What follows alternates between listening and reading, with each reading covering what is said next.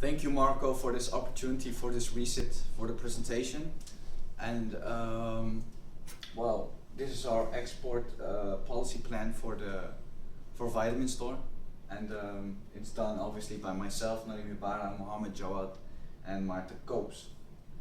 Well, the table of content of this presentation is the following. Vitaminstore, what is Vitaminstore, what do they sell, and when was it established and by whom? The country selection, the market description of Brazil, because that's the country that came out of the filter, competitors in the Brazilian market, the risk management, so everything that's possibly of risk that comes with the shipment and dealing with a foreign country, the Incoterms, the forward-backward calculation, the distribution, and the conclusion. Well, Vitaminstore. It was established in 1995 by Koert Otten and Elaine Vermeulen. It has 8 franchise stores and 11 stores of its own. And well, it has a Dutch, Chinese, and German web shop, and the stores are only in the Dutch in the Netherlands. There are 3 categories. Those are health, sport, and beauty. What we're focusing on one type of product, the supplement, because that's also the most well, generous one for the Brazilian market. Mart, please. Yeah, thank you, Narim. Before we decided to focus on Brazil, we used the filter model. We used 3 kind of filters. First of all, the pre-filter. After that, filter 1, and at least filter 2. The first filter, the pre-filter, we used 5 criteria: the import restrictions, transport cost, welfare level, the risk, and the motives. If you can go to the next slide, you see 22 countries we take through this model, and there were left 15 countries in filter 2. One back, please. In filter, I mentioned filter 2, but it is filter 1 in our filter model. We used some other criteria, and we gave every criteria a different weight, because one criteria is more important than the other one. For example, exchange rate is has a weight of 0.1, and the distance has a weight of 0.025. So that are the different weights between the criteria. After taking the countries through this second filter, there were, next slide please, there were 9 filters left, and we took those last 9 countries through our last filter, one back please, to the 5 criteria: market size, market growth, barriers and support, competition, and product requirements. And there were 3 countries left. Those 3 countries are, next slide please. No, yeah. Those 3 countries are Canada, the United States, and Brazil. We choose to focus on Brazil because that's the most common sense to focus on with this product. Next please. Narim is going to tell you something about the market description. Well, the market description of Brazil. These are one of the key points why we chose for Brazil initially, because it has 18,000 health clubs. That makes it the 2nd largest country in the world with health clubs after the USA. It has doubled in the last 5 years. So there was a pretty big key point for us that we had to acknowledge. The health and fit sector had a 30% growth, and the health and fit sector, that is well, gyms, drugstores, supplement stores, healthy food stores, especially for sporters.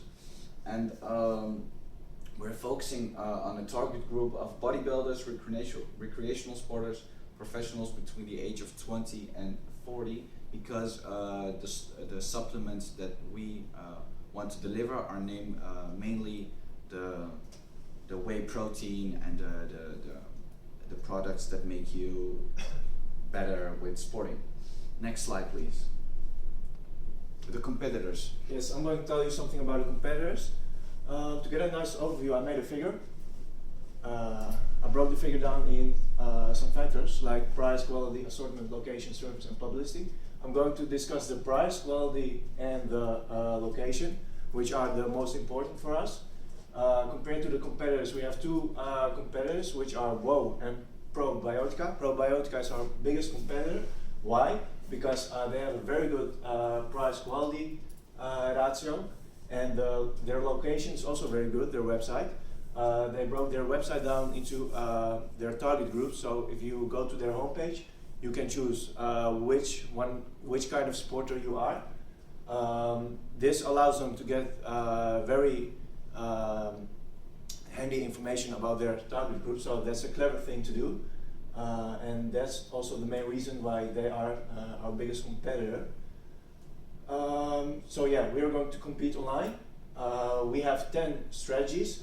We are going to differentiate ourselves from Probiotica because we are going to use social media, very handy for our competition tool. And in the report there are 10 strategies of how we are going to do that. And by using those 10 strategies, our goal is the perception of the customers, of the consumers. We want to be perceived as a unique and superior brand. Next slide, please. The risk management. Semi-risk. I've made also for this chapter a figure which has two elements, frequency and impact. Number one is credit risk. It has a high impact but a low frequency, because credit risk stands for the credit worthiness of the people we do business with. For example, the importer. But since we are our own importers, that doesn't apply for us. Number two, the transportation risk has a high impact and it could have a high frequency. The legal risk has a low impact and a low frequency because our product is very legal in Brazil. We don't have to fill in a lot of paperwork to import our product. The political risk, well, the political situation in Brazil is very stable. In 2014 they had elections and there was a very big budget for infrastructure and other social providings. The exchange risk, that's the valuta risk. Number 5, it has a high impact on our business, but a low frequency, but that's something we can control. Number 6, culture and language. Culture and language, actually language applies very much for our product because we have to change the label, which shows the ingredients of our product, into the Portuguese language. And also the website has to be changed into Portuguese. Let's see, number 6 is high frequency, low impact. High frequency because we have to change the labels every time we sell a product. Number 7, competitors, has a high impact and high frequency because we have to monitor our competitors very, very closely. Next slide, please. We are going to use the Incoterm SIF. I also did this chapter. I also broke this chapter down into several steps. Put them in this figure. The responsibilities of a seller starts from export customs declaration into the part where we take care of insurances.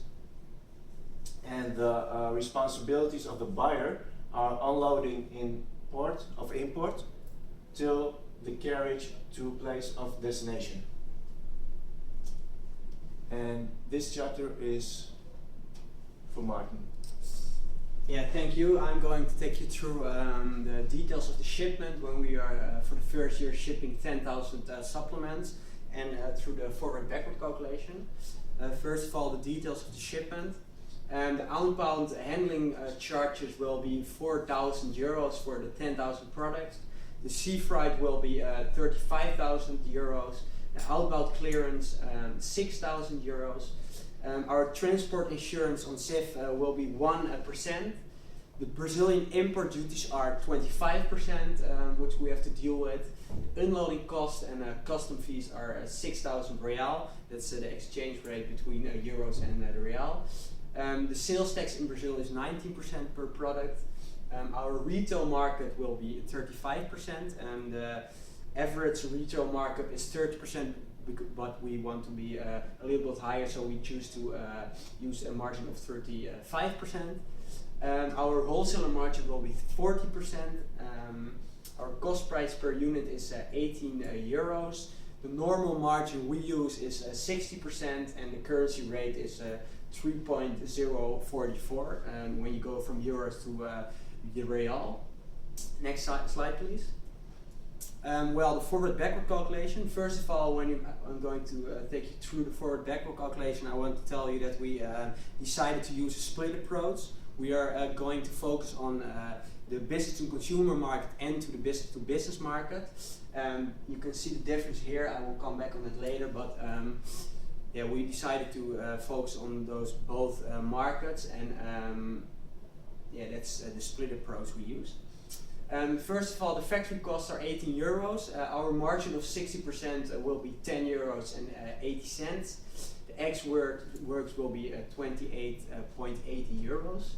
The outbound costs are 10,000 euros for 10,000 supplements, so divided by that is 1 euro. The freight cost will be 350. That's 35,000 divided by 10,000. The insurance is 1%, so that's 34 cents. And so our SIF price will be 33.64 euros. And when we are going to exchange that to real, it will be 102.39 real. The duty in Brazil will be 25.60 real. So we come to a LDP of 127.99 real. The inbound costs are 60 cents per product. That's 6,000 divided by 10,000, so that will be 60,000 per product. And then we are using a DDP price of 128.59 real. The wholesaler margin will be 40%, so when we are shipping it to the wholesaler gets 40% margin. When we are transporting a B2B business, so to the retailer, we have to deal with a margin of 35% for the retailer. And when we are just focusing on the business to consumer, we don't have to deal with this 35%, so that 35% is for vitaminstore. Our sales price will be 276.69 euros. The sales tax is 90%, that is 52.62, and our custom price will be 329.85. This is the forward calculation. The average price for our supplements is between 350 and 400 real. So we made a backward calculation with an average price of 375 real. When we go back to this, there will be a difference between the DDP when we go forward or backward. This difference is about 20 real, and there also will be a difference of the duty paid. That's 4 real. So we are importing our product for 102.39 real. We are selling our product for a DDP price of 164.31 to our wholesaler, and when we are focusing on our split approach, so business to business, we have to deal with the 40% margin to the distributor and the 35% margin for the retailer.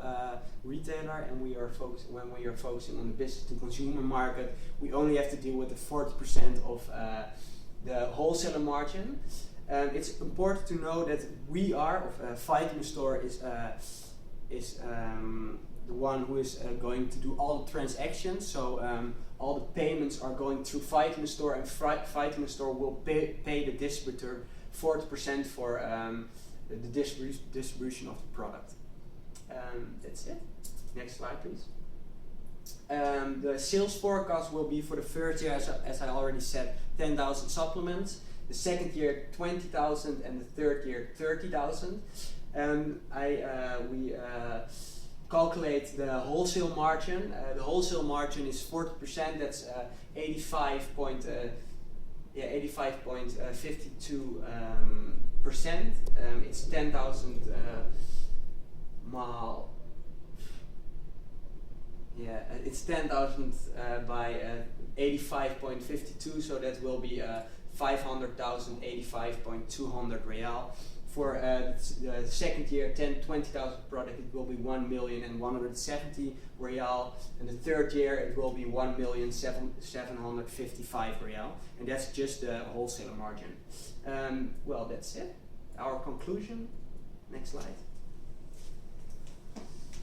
Yes, thank you, Marta, for that explanation about our forward-backward calculation. And what I wanted to mention also was because we did the split approach because we told you about that we were going to do it only with business to customer, but we showed that well, it could also be a split approach way for the forward-backward calculation as you wanted to see.